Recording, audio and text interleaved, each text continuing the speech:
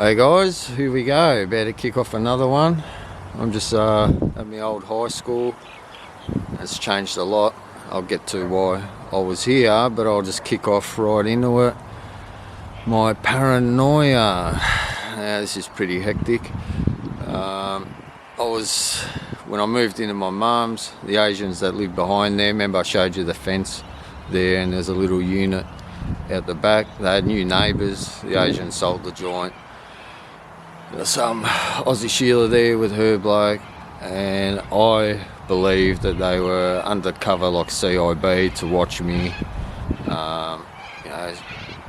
like basically infiltrate, I guess the people I knew and stuff like that. And I actually lost it one night. I called them out. I'm like, you're undercover dogs, you pigs, this and that. And I've gone to the fence. And it was just like superhuman strength. I'm yelling at him, screaming. I'm like, I'm gonna kill you, you dogs, And I've grabbed a hold of the top of the fence, and I've snapped the main post, and the whole fence come down.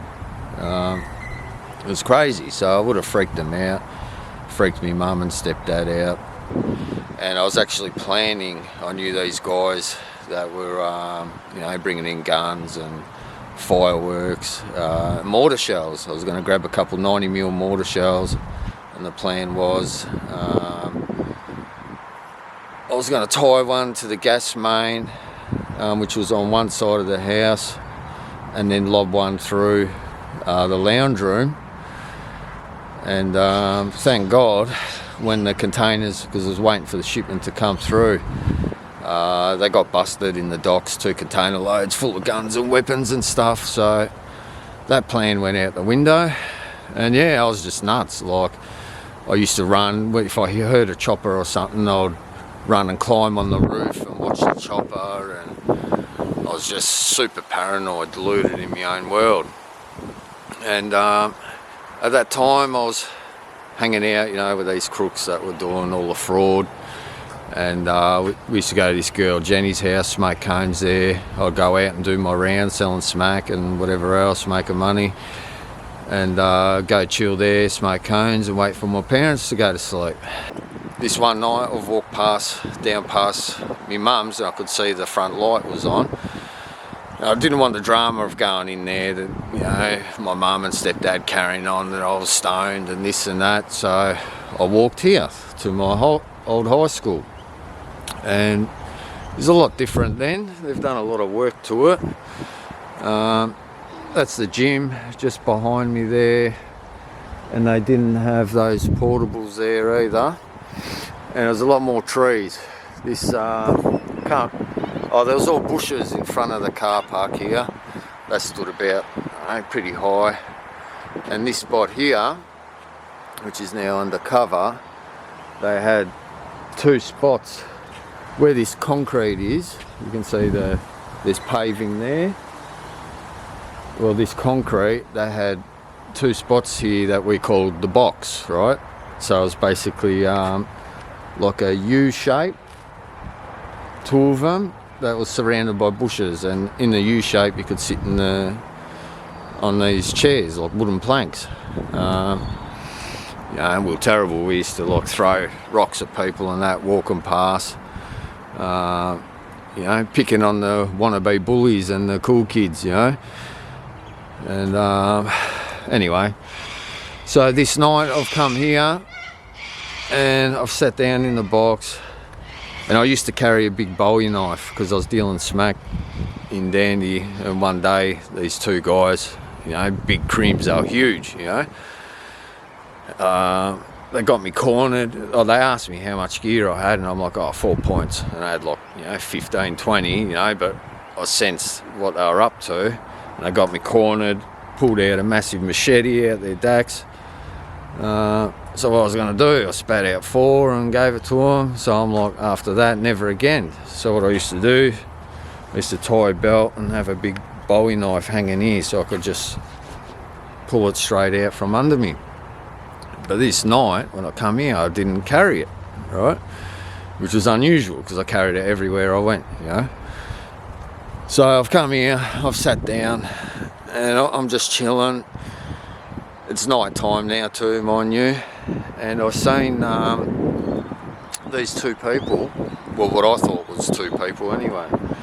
They were walking over here, right, just across, because the driveway was here. So here you can see where they got these car spaces. That fence wasn't there, and they had real big bushes, so you couldn't see through the other side. So there's a row of bushes there, and then a big row of bushes here, and then the box here. So I've seen these two people walking through the driveway and then walking over here towards the gymnasium there. That's the entrance there. And they both had hoodies on, and they were walking side by side, and one of them was carrying like a tomahawk on his left side, right? And it looked like they were just looking straight ahead, walking there, right? But in hindsight, I can never get this picture out of my head. It's crazy, like. So I'm sitting here and I'm whispering to them, like so softly, because I was deluded and believed that I could communicate with people just using my mind basically, and hear other people's thoughts, and people could see inside me and all this stuff. So I'm whispering to them like, oh guys, you want to be a part of my gang, this and that, because I had this massive thing of, you know, making a big crew, you know, out of all the people I knew, just running a crime wave all across Victoria. And they're answering me, you know, and there's no way human possibly that they could hear me, you know, like I was barely making a noise. And then they've turned around and they've gone through the bushes, and because there's two sets of bushes I had to look through, one here in the box and then the other one where that fence line is now, the second fence, the black one over there. And they're going on the other side, and all I could see was like shadows spinning around like that. And then they've yelled out, "You're a freak!" And then I heard a car door burn out and drive off, right? And this is what freaks me out. So yeah, obviously I'm losing the plot, you know, because this is very real to me, and I'm not telling anyone about what's going on, you know, so I'm slowly losing my sanity. But you know, the thing is the silhouette of these figures, I guess, was like this, sideways, walking like that, carrying the tomahawk on their left side, right? But though the silhouette was like that, sideways, the face was like that, right? So the face was looking towards me. It was like it was through. It's like it was going through the hoodie, right? And it was looking at me the whole time, man. So I know that they were like spirits, you know, messing with me hard. Because I guess if you look at a lot of cultures, they'd use drugs, you know, to get into the spirit realm, you know. So that's what was happening, and I was nearly a lost cause, man. Had murderous intent in me. I